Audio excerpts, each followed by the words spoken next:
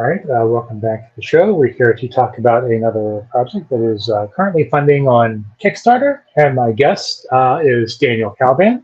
Um, we figured out that we had met briefly in passing at New York Comic Con, thanks to one of our friends in common, Sasha, who used to write for Comic Watch, and so it's all good. So, Daniel, welcome to the show. Thanks for having me on. So before we get talking about your Kickstarter project, tell us a little bit about yourself, both as a comic book reader and as a creator. I'm Daniel. I'm a Brooklyn, New York-based comic book writer. I'm known best for American Dreams, which is about a Jewish superhero in 1900s New York. I'm also the writer of Night Wrath, Rook and Knight, Sherlock Holmes, The Phantom Masquerade. I've contributed to the Ringo-nominated Cthulhu Invades Wonderland. I've written for other anthologies, and I'm part of the recently born Summit Universe superhero comics. And that's their Kickstarter's coming out next month. So that's for what I'm doing for them. So this has been a big Kickstarter year for me because I had American Dreams in the spring. We're literally fulfilling it right now. We're doing CHUTZPAH 2 right now. And then literally in a month and like 3 weeks, we are doing Vesper 1. You sound like you have time for a couple more projects. Oh no, I got a bunch of stuff like just in the background being done. It's like a juggling act, basically. Yeah. But I can go ball. Okay, this ball can go this way for a little bit. So tell us about your journey as a comic book reader and how it led to you becoming a creator. So I've always enjoyed comics. One of the first comics I remember reading, funny enough, it was like something that was like left on Prospect Park West. I was like 4 or 5. I picked it up, not thinking. Not someone that's left a bunch of comics lying around, which is possible. It was a Betty and Veronica digest. I still have it around here somewhere, like really old and needs to be preserved. And then my dad had like a book of like old like Golden Age comics, like reprints in a book. And then he gave me his Silver Age comics, which are not in great condition now. They were in still in fair condition when he gave them to me when I was 8.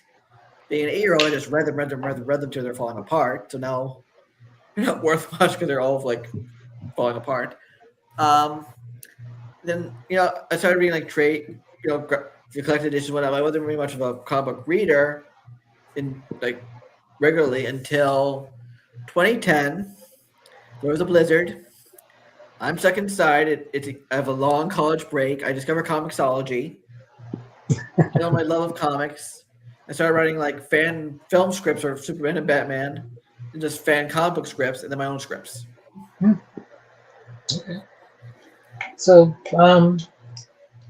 tell us. Let's jump right into your current project. Kind of give us an overview of what it is and the inspiration behind it.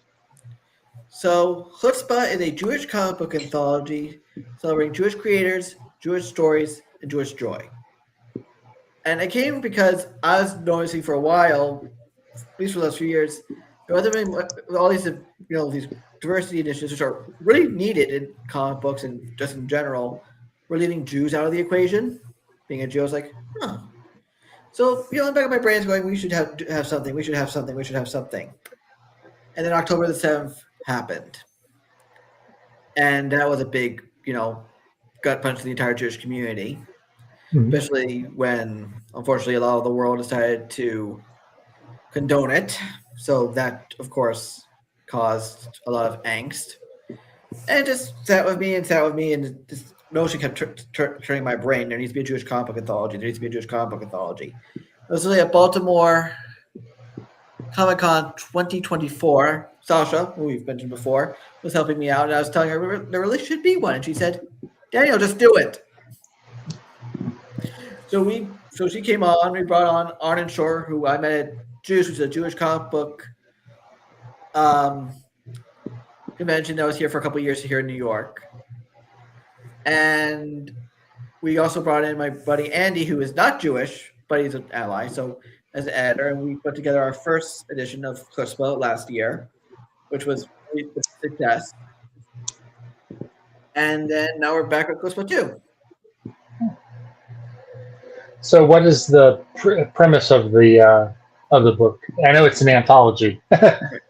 So it's multiple stories by different wonderful creators, not necessarily on a theme. Our first one didn't have a theme, but our second one unintentionally got one.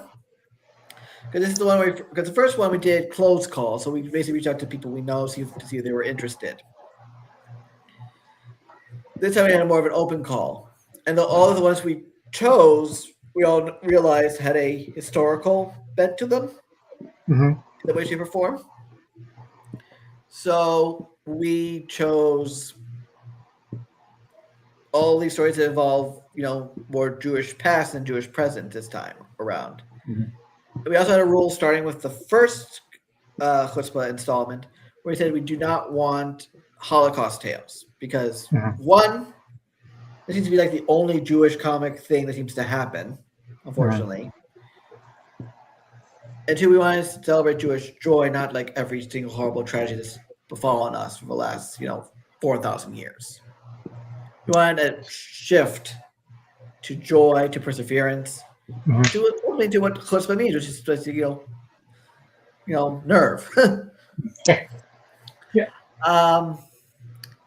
But we do have a World War II story, but continues from one we started in the first installment, which is still Jewish joy found in World War II. It was written by Paul Axel. It's actually drawn by Dodi Eka, who's my artist on American Dreams, I think by his American Dreams partner, Tebi Andre. And it's about two cousins who find each other, I guess, a base camp in World War II, because they're both soldiers, and it's Hanukkah.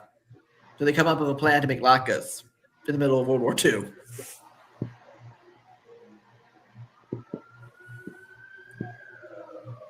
So we have a great amount of stories. Sorry, that's completely just going past. But to give you an example of the stories we got a King Solomon story, a Moses story, a story about how the Jewish mother kind of trope cuts across time and space. Discovery of papers of a Jewish woman from the era of the temple. A young Jewish kid imagining himself as a Maccabee, and so on and so on and so forth. So who are some of the other creators who are involved in this edition of the anthology? So we have Stephen E. Gordon, who's best known from his animations on Black Cauldron, Grace Mountain Detective, Swan Princess. He also was the character designer on X-Men Evolution. We also have Michal Sheikh, which is, I believe this is her comic book debut, but she's also a staff writer on The Dragon Prince for Netflix. Michelle Garfinkel, who does a lot of writing on Jewish themes.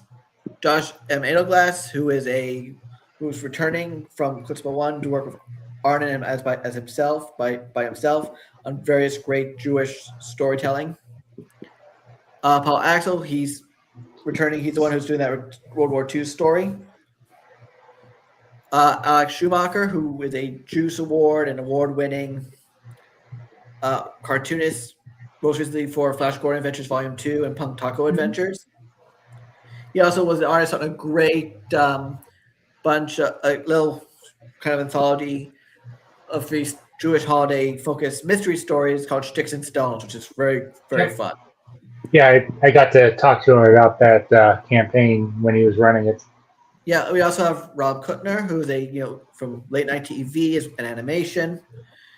And we recently picked up Asya Borok, who is an illustrator and comic book artist from children's books, horror stories, and anything else.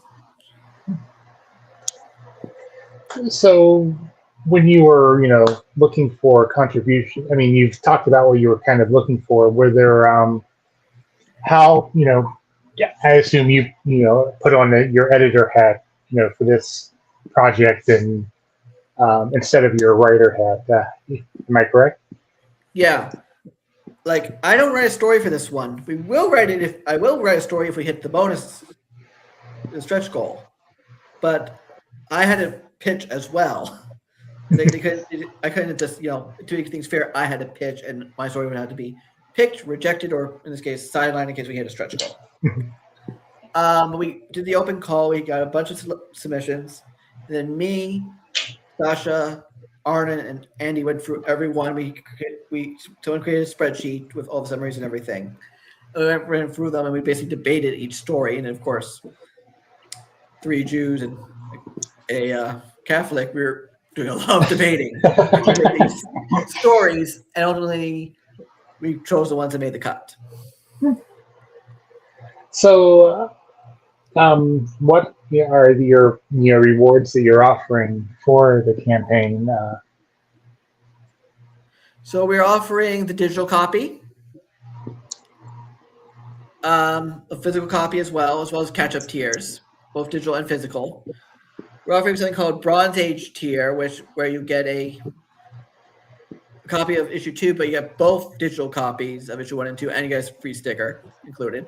You have the Silver Age tier, where you get a physical copy, a digital copy of 1 and 2, a sticker, a personalized thank you, get a name in a specific section of our backer roll call. Golden Age, low price here, but you get the same thing, stuff as silver with some other little things, including a higher thank you in our thank you page. Mm-hmm. We have a writing consultation with Arnon. That's a very limited one. There's something called Tree of Life, which is a story dedication. So you get basically everything listed physically and digital copies wise, but you also get to dedicate a story pending editorial approval, or someone you love, or a loved one or family member, or anyone. We just have to, do editorial approval to make things, okay. We don't want, something crazy going on. And our highest one is called Sefer HaChaim. I hope I pronounced my own Hebrew right. Basically, you will dedicate the entire comic on the front cover, pending approval, to a loved one, and you will literally meet our entire goal, our entire 8,000 goal in one fell swoop. We only have one of those available. Okay. Nice. So, as someone who's done, kickstarted your own books and books like this, what has your Kickstarter experience been, and how does a book like this, differ from, say, your other projects? Well, first of all, it's a higher goal because we want to make sure everyone gets paid and paid fairly. We also don't want them to start work and us, not meet that goal, and that's for it to go nothing. So it's basically all or nothing. We have to hit that $8,000 goal, which is one of the higher goals I think I've ever done on a Kickstarter. I usually go around $2,000, $3,000 for my Kickstarters because this is an anthology and it's multiple people, and we all want to pay them fairly. The higher goal. Plus, we have to bid, our print costs are, account for, the little chunk that Kickstarter and the credit card processors take at the end of the thing. And so it's a lot of work. We have to push a lot more. And thankfully, everyone's been doing a great job pushing this Kickstarter higher and higher. And we've a little over a week left. We still haven't quite met our goal, but are very, very close. And so, how obviously there's been a big response to the Kickstarter. If you're close to meeting that $8,000 goal, are you surprised, or are you seeing people who supported you, the last anthology, come back? And we have definitely seen some repeats. I'm not gonna go in the back and say who I've seen, but we definitely have some repeat people come back, which is a very good thing because if they like, good thing they like issue 1, so because they're coming back for issue 2. So, tell us a little more about your own work that you've, because I know when you were doing you were running your own individual Kickstarter, we tried to get together and do an interview about that, but weren't able to make it work, and luckily we were able to make it work this time. So tell us a little bit about your solo projects. Oh, which one? I got a lot. So there's American Dreams, which is the one I'm probably best known for because it's the one I have the most issues of. We just did the Kickstarters for issues 7 through 8, literally this past spring. It's about a Jewish immigrant, Jake Gold, in 1900s New York, who gains superpowers from a LSD experiment that goes completely haywire. And has to figure out how best to use them. We had Volume 1, which is 1 through 5, also on Kickstarter. Then that got picked up by Bandit Barge, who released it for the direct market for a while before, COVID, everything. And we just did 6, 7, and 8, and 9 and 10 are being finished up right now. We have Night Raft, which is about a guy who's captured by evil mercenaries, gets turned into a purple rage monster, but even then he has no self-esteem. And that was probably until Lily Chutzpah last year, my most successful, maybe, or third most. That was my most successful. Chutzpah 1 was my third most successful after the American Dreams Volume 1 trade, Kickstarter. And that was done with Gabe Esquivel Santos, who did issue 1. And then he had to message me, Daniel, I can't do the next issues. You have to find someone else. I'm like, why? And he tells me he's working on a book with Wesley Snipes. Well, Blade. But he's going to be back to do more covers and everything because we just finished up the pencils for 2 to 4. 2 is basically done. Just need to figure out how to slot it in. 3 is being colored. 4 is being inked and colored. So we're just trying to make our way through the pipeline to get that out so we can get all those issues out into the trade and so on and so forth. Then I have Rook and Knight, which is about a father and son vigilante duo. Think our Batman and Robin for the Libertyverse. But it's a team that's falling apart at the seams because at the worst possible time because there's a drug now on the streets of New York that's giving ordinary crooks superpowers, and that's going to have consequences.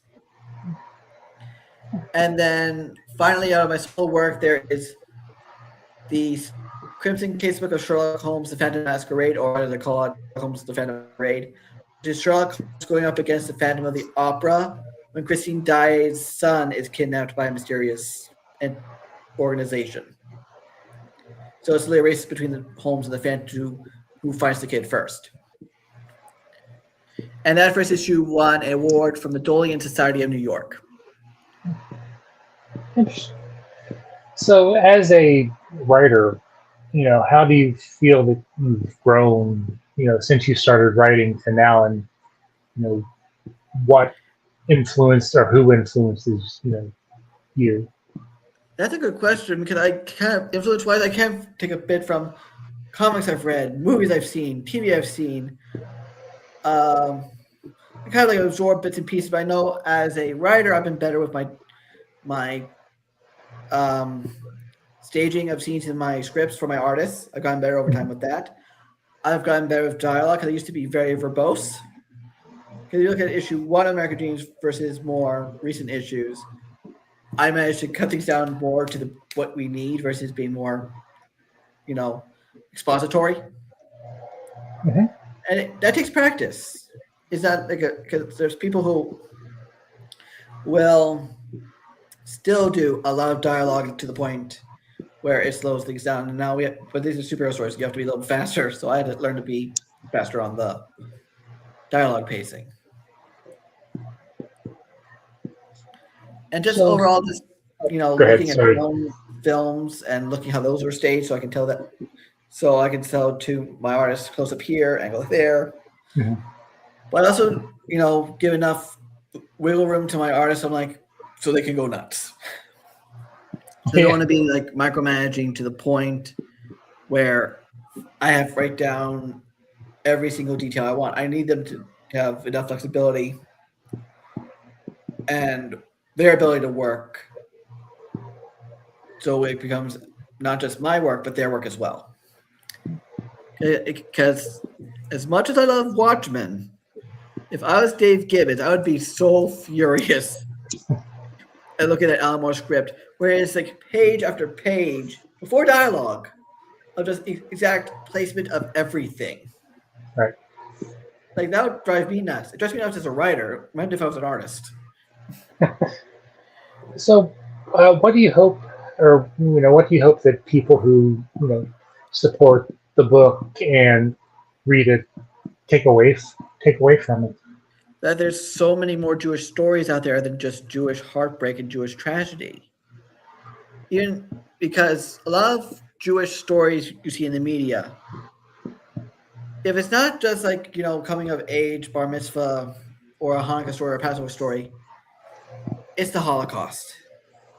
And it's always almost the Holocaust.